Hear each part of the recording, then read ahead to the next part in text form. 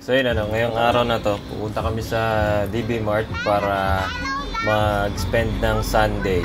So bali pinangako kasi namin kay Lamika na pupunta kami ngayon sa DB Mart para paglaruin sila sa play area.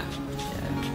Medyo tipid kasi kami ngayon, so naisip namin kahit naman tipid, pwede pa rin naman. So imbis na magpunta kami sa SM, sa DB Mart na lang namin sila paglalaruin. Kasi meron ditong play area na mas mura at malapit lang dito sa bahay namin. Excited yung dalawa na makapaglaro. Matagal na rin sila hindi nakapaglaro dito eh. Yan, kaso unfortunately pagdating namin dun sa play area, sarado na pala yung play area ng DB Mart. Hindi na pala binubuksan. Bali ginawa na pala yun na parang tambakan ng mga stocks nila.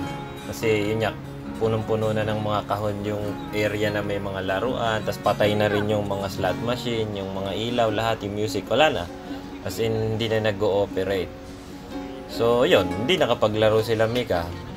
Sayang, medyo nakakalungkot kasi wala eh. Tagal na rin nilang gusto maglaro ulit dito kaso no choice na. Sarado na pala. Hindi namin alam kung kailan pa to nagkaganito eh. Dahil ngayon lang din naman namin nakakita. So, yun, hindi sila nakapaglaro. And yun, para makabawi naman, syempre dahil sayang na may punta namin, hindi naman po pwedeng walang mangyari. Nag-decide kami na sabi namin kay Lamika, sige, pag hindi tayo makapaglaro, bibili na lang namin kayo ng toys. Kung magkano yung magagastos natin doon sa play area, yun din yung magiging presyo ng bibili natin na toys. So, syempre para hindi masyadong magastos. Kung magkano lang din naman yung nawala, yun na lang din yung gagastusin para pambili ng toys. So, yun, pinapili namin sila ng gusto nilang laruan. Yung sakto lang din naman dun sa budget. Ayan, so, at least kahit paano, hindi man nakapaglaro, wala namang nalugi sa mga bata, hindi, mga bata naman, madali naman yan pasayahin kapag may mga konting disappointment. So yan, pumili sila ng laruan na gusto nila. Simpleng mga toys lang, okay na, masaya na ang lahat. And yun, medyo nakamove on na kaagad doon sa pagkaka-disappointed na walang play area. And yun, so yun, yun lang, naging masaya na kami ngayong araw na to.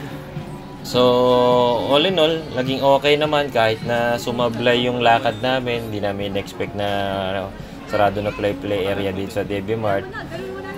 Medyo aberya nangyari. Still, naging masaya pa rin naman. Nakapag-adjust kami doon sa nangyari. Nagawa naman kagad namin ng bawi yung pagiging disappointed nila Mika sa hindi nila makapaglaro doon sa play area. So yun, kumain na lang kami bago umuwi. And yun, still, naging masaya kaming lahat. Pare-pares kaming nakauwi ng busog at masaya. Yan, sana nag-enjoy kayo sa panonood ulit at meron kayo na pulot na aral sa video na to. Kita-kits ulit tayo sa susunod na video and salamat ulit sa panonood.